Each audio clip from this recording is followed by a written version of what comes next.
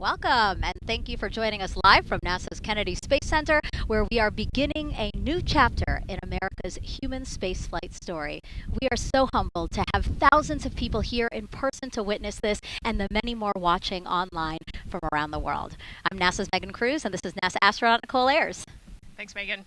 What a historic day to be here. What a historic day to be here. Obviously, for what we see right behind us here, the SLS rocket and Orion spacecraft on Launch Pad 39B.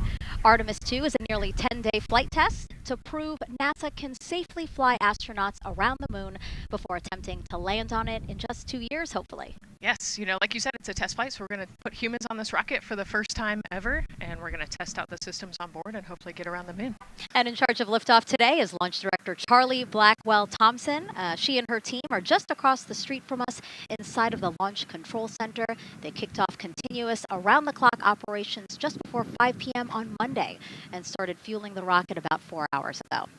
That com cap will also connect into the suit, which then eventually connects into the capsule through an umbilical there. So there's a lot of cords and wires. You can see them tuck in that cord under his chin right now. And so the suits they're wearing, they're called the Orion Crew Survival Suits, or OX suits. And so they're worn for launch and reentry or during high-risk or emergency situations. And welcome into Firing Room 1, a historic firing room here at the Kennedy Space Center in Florida. It's a pleasure and an honor to be here reporting what's happening as we lead up to countdown and liftoff of Artemis 2. So far, looking pretty good. You see the rocket out there on the pad. It is launch day, and we just got that crew weather brief that you were talking about from Launch Director Charlie Blackwell-Thompson to the crew. It looks like a countdown at this point is in good shape, and that's great news. Fueling continues to track well. We just reached all stages replenished. Now, Reed Weissman is a Baltimore native. He's been in space once before as flight engineer for Expedition 41 aboard the International Space Station from May through November 2014. And so now here we are, pilot Victor Glover. NASA selected the California native as an astronaut in 2013. At the time, he was actually serving as a legislative fellow in the United States Senate. His first trip to space was in November 2020 when he launched as pilot of NASA's SpaceX Crew 1 mission. That was the first operational mission of NASA's Commercial Crew program. And so it looks like Christina here has completed her suit leak checks as well, her communication checks too. Yep, they've already got her gloves off. They're getting ready to kind of hang out and relax a little bit, I think, before they walk out. She is a mission specialist for this mission, native of Grand Rapids, Michigan. Was selected to the Astronaut Corps in 2013, so actually same class as Victor. And last but not least, first-time flyer, Canadian Space Agency astronaut Jeremy Hansen will fly to the moon as a mission specialist on the Artemis 2 mission. The London, Ontario native was selected as an astronaut in 2009. After that, he worked as Capcom at NASA's Mission Control Center in Houston. The team you see here in this room today has been training extensively to prepare for the highly dynamic phase of flight that begins shortly after engine ignition. Teams here will be monitoring the flight of the Space Launch System, Orion, and of course the Artemis 2 crew on board as they make their way from the Kennedy Space Center into Earth orbit. Yes, a pre-flight tradition that we have seen with our crewed flights and our astronauts, the card game, Nicole. Yeah, this is a fun time for the crew. Kind of relax a little bit, play a card game with the chief. You can see Scott Tingle there is the dealer today. Looks like they're playing high card wins. So Victor won. He's out. Now Jeremy's out. There are two schools of thought on this game. Either you want to get rid of all your bad luck or go out on a high note. So it looks like the crew chose we're going out on a high note. Now, the SLS, or the Space Launch System, very big, very powerful. It is going to be producing 8.8 million pounds of thrust at launch. And like I mentioned, very large, as you can see here, going to stand about 322 feet tall with Orion there on top, just a little bit taller than the Statue of Liberty. And here we are, the closeout crew in the White Room getting ready for the astronauts who have just left crew suit up and are now walking down a hallway to greet some family and friends downstairs. Commander Reed Weissman, pilot Victor Glover, mission specialist Christina Cook, and Jeremy Hansen. And here they are, NASA's Artemis 2 crew. Commander Reed Weissman, Pilot Victor Glover and mission specialist Christina Cook and Jeremy Hansen taking their first steps outside for their historic test flight. To a wonderful applause from the crowd. They're looking really excited Some and big really smiles. ready. I love that.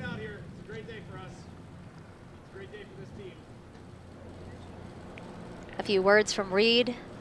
Great day for us, the team, he said. Thumbs up, more thumbs up. Of course, a lot of pictures. We hear some camera shutter clicks back there. I love the energy of this crowd. Let's go.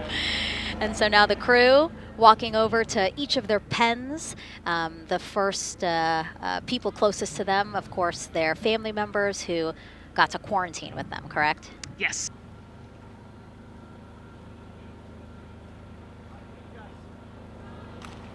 You heard Reed there saying thank you guys as the crowd picks up again with their applause and the four of them step into their Astrovan.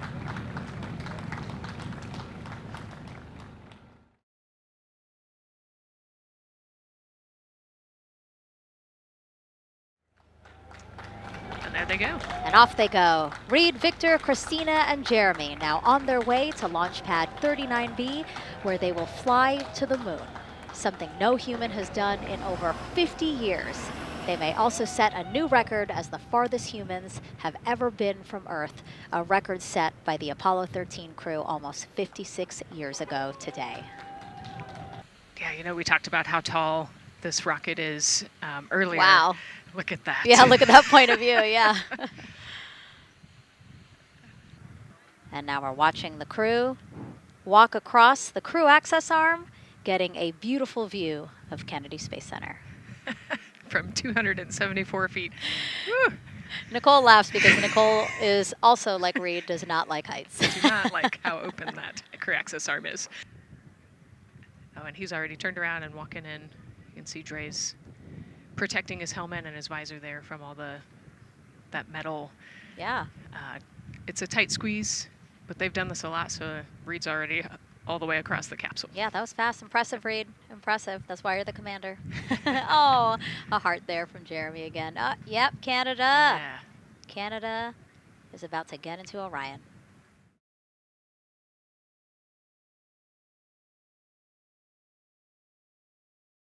This is a camera shot of behind Reed's head. So Reed, while Andre is buckling him in, that's a 5-point harness, Reed was configuring his control panel. Yeah, the displays. We're getting the displays ready so that they can monitor all of the systems and monitor the launch as they go. Christina there signing the wall. That they're working there. And there's a heart from Christina Cook. Great to see that as she gets ready to get into the Orion spacecraft, one that they named Integrity. It certainly fits this crew from what I've observed. Drag on camera, like we were saying, that kind of moves around, so sometimes it's hard to show that, so there you have it. You can see that the closeout crew has closed the side hatch. And so right now, that's a panel that they have to close out in order to then close the next hatch, which is the launch abort system hatch. We are currently not working any constraints with regards to the rocket or the ground systems. But the launch team has been made aware of an issue that the range is working. And currently they're monitoring that work that is going on over at the range. We understand that that issue is related to the flight termination system. Now, the flight termination system, just to give you a quick explainer, every rocket has a flight termination system. It's the system that the Eastern Range here uses in order to send a destruct signal to a rocket in case it veers off path. So it's a very critical important safety component. The bottom line of all this is, at this moment, the range is no-go. But that is not stopping us from moving forward in the countdown. We can continue to process and work the countdown The closeout crew will continue to do their work, and the launch team will continue to do their work as well. We're just getting an update, in fact, about what I was about to report out on the range, and the good news is the range is go. As we see now live inside of the White Room at the launch pad, the closeout crew has closed the launch abort system hatch. You saw there, we took it live. Took a lot of them, I think all of them, except for one. I think it took all 3 or 4 of them to push that hatch door close. And then they felt around the perimeter of the door to make sure that everything was sitting just right. We currently are hearing the launch team is working an issue that was reported out with the LAS. At least there's an issue apparently with a battery on the LAS. The engineer who is in charge of the launch abort system sits on console here, reported that a temperature for one of the 2 LAS batteries is out of range, and although it's not a constraint for launch right now, it would be when that temperature is checked inside of T-minus 6 minutes, which is inside of terminal count. So right now the team is working some troubleshooting on this issue.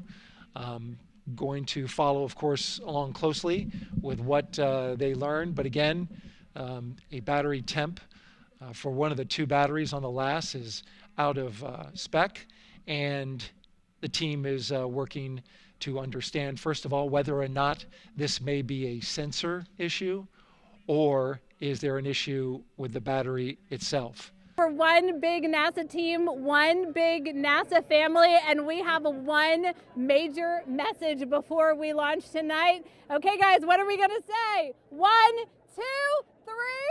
Go Artemis!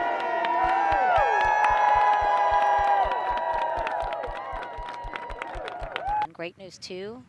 Remember, the team was tracking an issue with the launch abort system battery. They appear to have cleared that issue, so we are go for launch. All right, thank you, Megan and Nicole, and just want to give you an update on the launch abort system that you just reported that they cleared. They believe, they're convinced, this is an instrumentation failure. So there are 2 batteries on the LAS. The LAS, of course, and with the help of my 2-year-old son's model rocket, Daniel said I could use this, so it's okay. The LAS is right here. It's the tower above Orion. Orion capsule's inside of here. It's used to pull Orion off the rocket in case the rocket is something's going on with the rocket, either on the pad or in flight. 2 batteries are bad. Well, I'm sorry. One of the 2 batteries reported an out-of-family temperature, and it was very much out of family. And so they checked their data going back into the vehicle assembly building where they recharged the batteries and worked on them. And they have good, solid data, they reported, that tells them that this is an instrumentation failure, that there's something wrong with the sensor. And so they took it before the mission management team, which has to accept the risk, any changes to launch commit criteria, which this would be one, and they all fully accepted it. So now we are clear as far as that constraint is concerned. NTD COSE hold requested. Copy that. I have an LCC violation of O-CT-004, S-band transponder anomaly. This was a transient LCC violation, so transponder 1 had a demodulated SNR estimate that went down to 2 dBm when it should have been between 10 and 13. It is now back up to 12, but we did lose that for just a moment. It does not appear that we lost our bit sync or carrier lock, which would be indicative that we lost our lock with the vehicle. So at this point, recommendation would still be go. However, we do have a pre-planned contingency procedure if we want to look at that. But again, this was transient, so we're back in a nominal range. Yeah, us taking a look at the data right here, looks like that was a single sample. Yeah, copy that. RFTS does report that they also lost lock for about 5 seconds. So I would love to ask KUS and see if they also lost lock with the vehicle for any extended amount of period. Yeah, so from our perspective, the allowance is effectively up to 30 seconds, up to 3 samples based on the 1/10 hertz. This is not an LCC violation, I believe. Yes, sir. I would agree with that at this point. Copy that. We're checking with KUS on 232. I don't think they have 212 access. We're trying to verify, but it sounds like they have a loss of lock as well. About 2 seconds. Okay. And I guess for both KUS and COSE, do we have lock now? That's affirmed. We do have lock for COSE.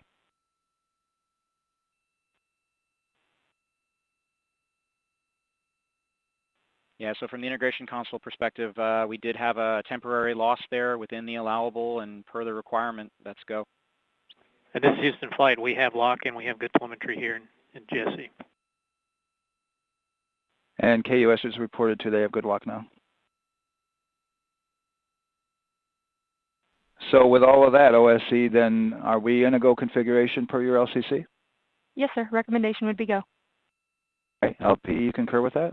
Yes, sir. LP concurs go. And Launch Director? Yes, sir. Launch Director concurs go. All right. And for all personnel, this is the NTD conducting the Artemis 2 launch readiness check. Verify ready to resume count and go for launch. OTC. OTC is go. STC. STC is go. GTC. C's go. MCO. CO's go. Safety Console. Safety Console is go. LPE. LP's go. RTD. RTD's go. Houston Flight. Houston Flight is go. ROC. ROC is go. And CDR. Crew is go. Copy that. Thank you, Reed. And Launch Director, NTD, our launch team is ready to proceed at this time. All right, NTD, I copy all. At this time, I'll perform my poll. Attention on the net. This is the Launch Director performing the final poll for launch. Verify no constraints and go for launch. EGS, Program Chief Engineer. Artemis Chief Engineers are go. Copy, thank you. EGS, Chief Safety Officer. The Artemis CSOs are go. Copy, thank you. Range Weather. Launch weather is go. Thank you, LWO. And Artemis MMT Chair. MMT's go. Thank you, John. And Integrity Launch Director. Good to hear your voice, Charlie. PLT. Thank you, Charlie. This is Victor. We are going for our families. MS1. This is Christina. We are going for our teammates. MS2. This is Jeremy. We are going for all humanity. All right, Charlie, your Artemis 2 crew is go for launch. Full send. I copy that. Reed, Victor, Christina, and Jeremy. On this historic mission, you take with you the heart of this Artemis team, the daring spirit of the American people and our partners across the globe, and the hopes and dreams of a new generation. Good luck. Godspeed, Artemis 2. Let's go. Sir, you have a go to proceed with countdown. Copy that. I'll put it in work. CDR, NTD. Go. Your visors and initiate short purge per your EPROC 10.1.1, steps 8 and 9. 10.1.1, 8 and 9 going to work. Copy. CVSE, NTD. Start and verify recordings of our Orion cameras. You heard an issue, worked in real time with telemetry lock on the Orion. It was transitory. It was very short. They checked the data, confirmed that they had a good lock. This was with the S-band transmitter on the Orion. Worked through that issue, looked at the data, and cleared it. All with the world watching. All right, and we're clear from cutouts. And with that, we're going to resume the clock momentarily. And CGLS, you can resume the clock on your mark. GLS copies. 3, 2, 1, mark. GLS mainline has been initiated. T-minus 10 minutes and counting.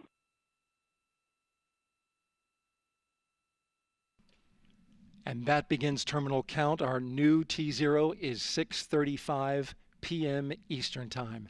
6:35 p.m. Eastern Time. We are now counting down to liftoff of Artemis 2.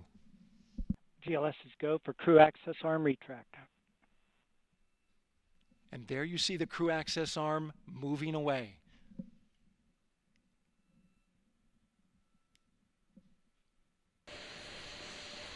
GLS is go for ALS. Great call out. The rocket is on its own. 4 brave explorers ready to ride the most powerful rocket NASA has ever launched. Sound suppression water is flowing. 15. And here we go. 10, 9, 8, 7. RS-25 engines lit. 4, 3, 2, 1. Booster ignition. And liftoff. The crew of Artemis 2 now bound for the moon. Humanity's next great voyage begins.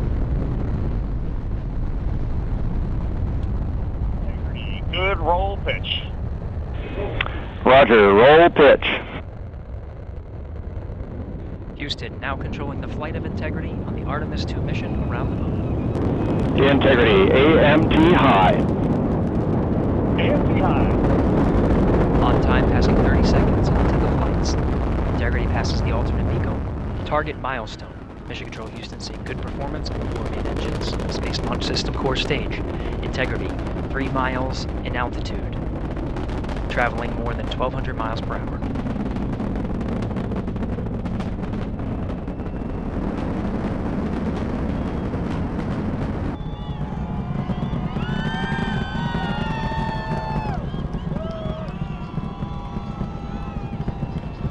Mission elapsed time, passing 1 minute, approaching max Q. On, Ponce de Leon.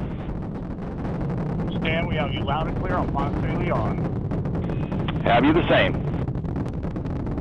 Communication signal transfer confirmed as Integrity and its crew go supersonic. Approaching 90 seconds into the Artemis 2 mission. Integrity is 14 miles in altitude, 8 miles downrange, traveling more than 2,600 miles per hour.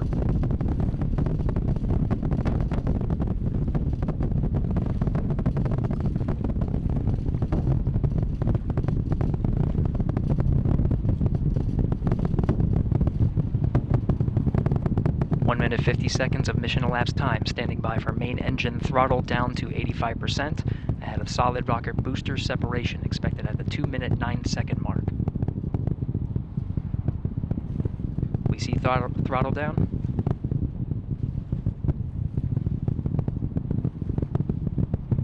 Confirmed separation.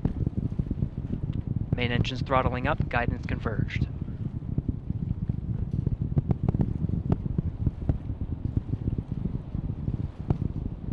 Integrity, guidance converged, performance nominal, upper stage RCS ready. Copy all, Stan. Integrity, SM priming complete. SM priming complete. 3 minutes into the flight. Integrity, 49 miles in altitude, 78 miles downrange, now passing 5,000 miles per hour.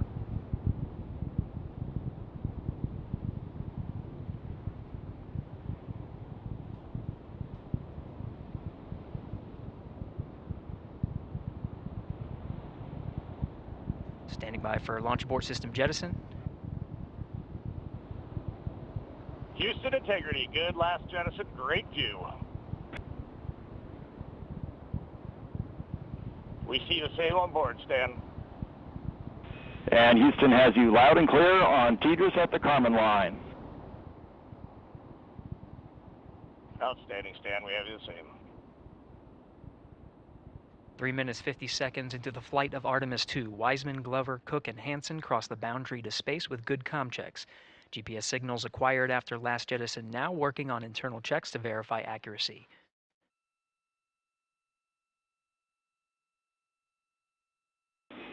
Integrity, GPS processing. Outstanding, Stan, we see the same, and we have a beautiful moonrise. We're headed right at it.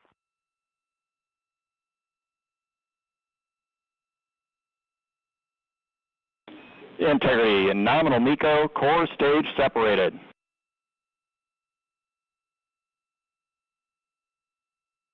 We see the same on board, Stan.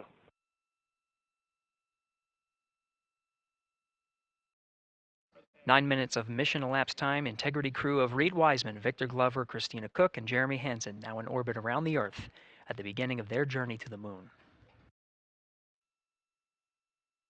This is Mission Control Houston, 25 minutes, 45 seconds into the flight of Artemis 2. We have confirmation that all 4 solar array wings are deployed and latched. This is the configuration needed to switch to ATO preferred, which you did hear confirmed from pilot Victor Glover. That mode has been switched. Now getting our first views from one of the solar array wing cameras over the tracking data relay satellites.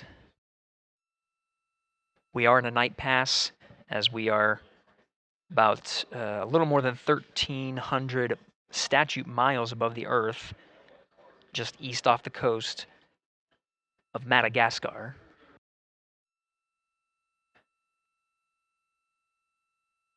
You can see the perigee raise maneuver from the main engine of the ICPS firing from the solar array wing.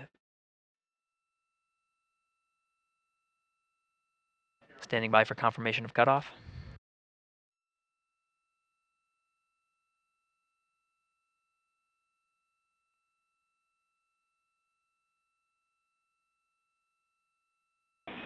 Integrity, good PRM, and 1 minute to Teeter's handover. With the regain of comm, we're starting to get some views aboard the Orion spacecraft. Integrity Houston, voice check on Teedris.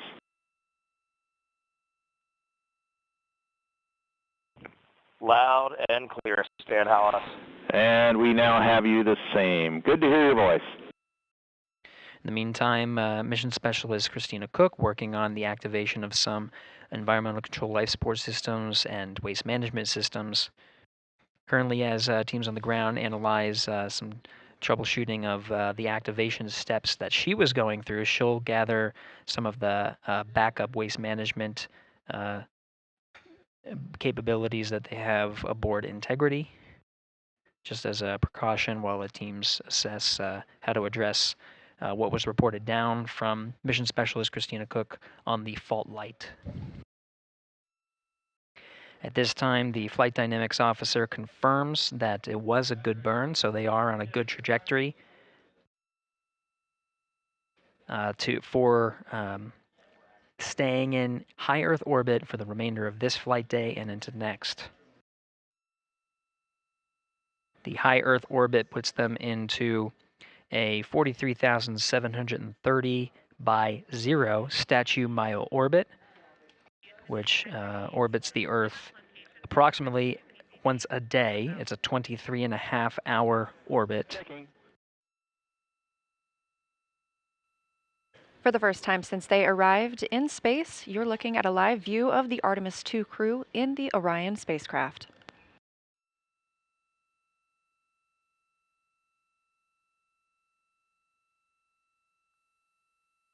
All right, Amy, welcome on board the Integrity spacecraft. We got, right now, myself and Christina are in seats 1 and 2, getting ready for rendezvous and prox ops demonstration. Victor's just finishing up getting out of suits and getting suit drying going, and Jeremy is hard at work in cabin configuration. It was an amazing ride uphill. The views, we've got 2 moon rises that we've had so far, and the views of planet Earth. We've circled it completely, and we forgot how beautiful it is to look down on Earth. We're hearing some comms from the crew as they are preparing for their proximity operations demonstration. And we have just had, for the first time in over 50 years, humans join the Deep Space Network. Now, we're used to people being on the Near Space Network, the tracking data relay satellite system with the International Space Station. But again, first time in 50 years that we will have crew traveling far enough to be on that Deep Space Network. This view coming live from Orion, now just 3 hours and 10 minutes since liftoff today from Kennedy Space Center. As you have heard, Mission Control Houston is go for the crew to conduct the proximity operations demonstration. Again, we will see the separation of the interim cryogenic propulsion stage coming up first in just under 12 minutes. Standing by for separation.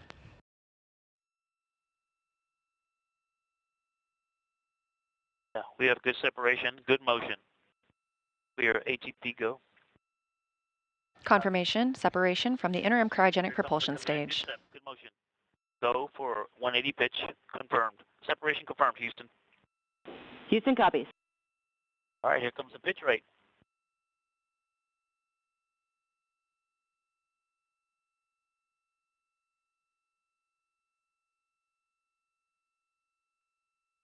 I see it. Look at that. Woohoo! That, This view inside Orion. I see the moon in the camera, and now I see ICPS in the docking camera field of view. Okay, waiting for 550. I'm on the THC. There's 550, starting the 19N. 1. This is the view from 5, 9, and This is the view arrow. The docking camera is showing the crew inside Orion. 19 ends. Much quieter. Got a little rumble, Checking. like we're driving on a rocky road, but much quieter than in the sim. I'm showing about 3 degrees wide on ICPS. And it's holding right near the center. Integrity, no action for you on that enable prop caution. No action. Bit of ICPS. Did you see that photo off the screen on camera view? 0.8 degrees wide. Quite large.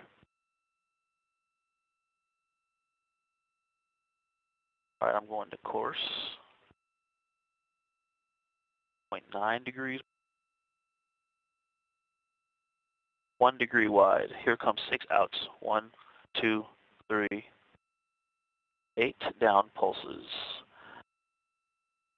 Great view of the ICPS that powered Orion during the perigee raise maneuver and apogee raise burn. 4, 5, 8. I can see the side docking target. That is a good looking American flag. Wow.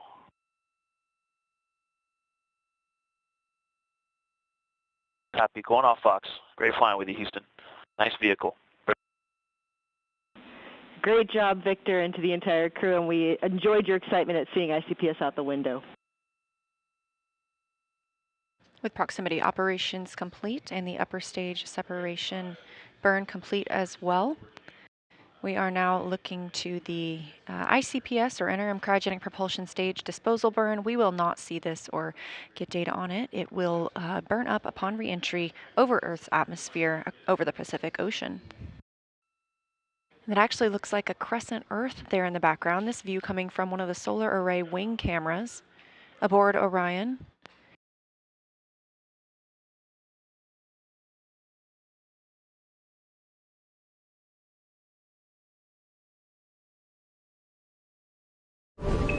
Subscribe for more space.